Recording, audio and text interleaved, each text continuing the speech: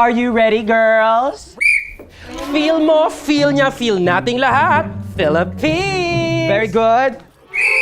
Ang susunod na palabas ay rated Fiji! Ladies and gentlemen, your top 3 for Binibining Zoning 2018. What is your greatest realization about love? Ang bango-bango ng bulaklak.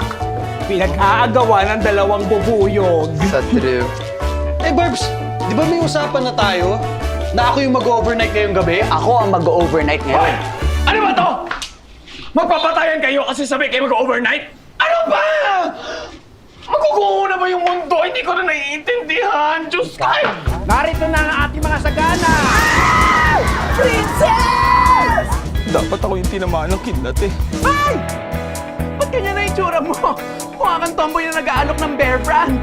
Binigyan ka ng Panginoong Diyos ng pagkakataon upang itama ang iyong mga mali. Labanan mo, Bobby! Labanan mo! Kaya ko! Maging macho! Fake news yan. Barbs naman, ano nangyari? Bobby ang pangalan ko, lalaki ako, straight ako. Wow. My greatest realization about love is that love has no limits.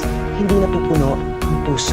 I am Barbs Cordero na nagsasabi na magmahal ka hindi lang sa abot ng iyong makakaya, kundi magmahal ka sa dami ng iyong makakaya. And I thank you.